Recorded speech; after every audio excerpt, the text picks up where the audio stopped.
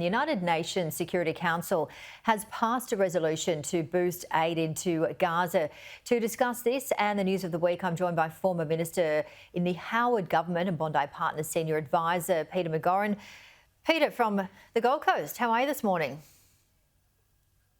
Very well, Janie. Glad to be with you.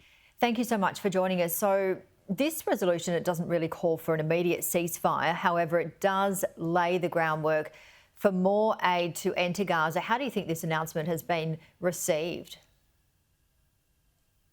Look, it's a very good thing and absolutely essential because clearly 2 million people are largely displaced. Food and water have all been and electricity have all been interrupted, and they're living in abject poverty. So it's a good thing. The Israelis will want to know, well, where are the resolutions on the hostages? And what are we getting in return for allowing the aid trucks through? Because there's a practical issue to this as well, Janie, in that the Israeli forces need to examine each truck before they enter Gaza to ensure there aren't ammunition or weapons being smuggled. So that will slow up the procedure and the rate of relief, but it's heading in the right direction. And the first American hostage held by Hamas in Gaza has reportedly been killed, 73-year-old Gadi Haggai. Still unsure on further details. However, we do believe his wife Judy, also an American, remains a hostage. They were both kidnapped on October 7. This is sad news. How do you think the response is going to be from this news? The loss of life of every hostage held by Hamas is tragic, but inevitable. And sadly, it is a price that the Israeli forces will accept. Reluctantly, tragically and sadly, they will press on to destroy Hamas because the loss of the life of hostages are part of the loss of life of October the 7th and the loss of future life if Hamas remains in place. It's just part of all of the tragedy and uncertainty of the conflict.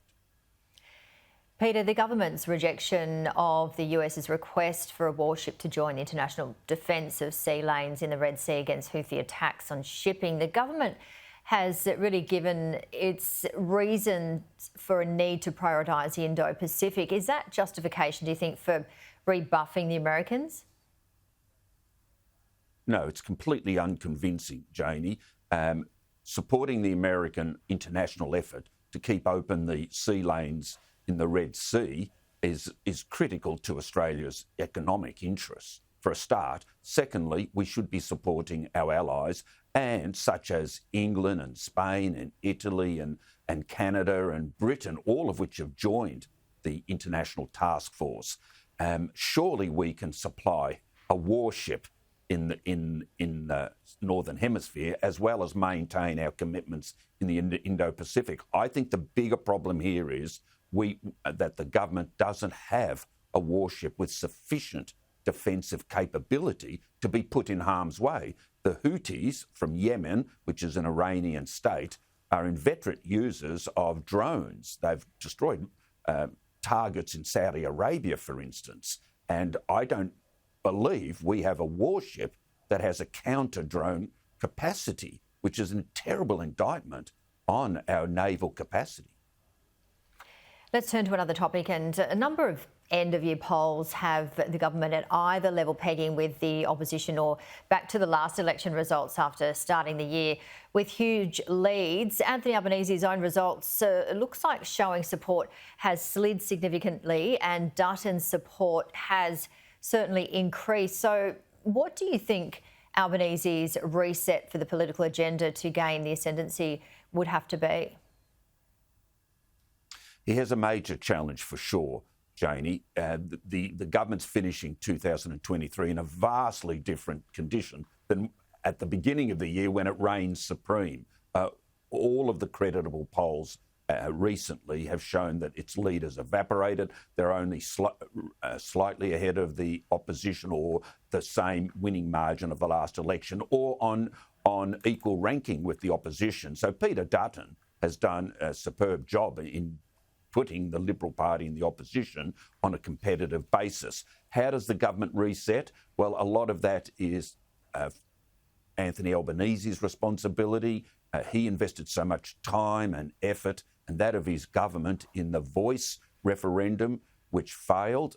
And there's been some ministerial incompetencies on the way through, the release of the detainees, the inexplicable rejection of Qatar, extra flights, and so on. In the end, though, Janie, the government's fortunes are tied to easing the cost of living pressures.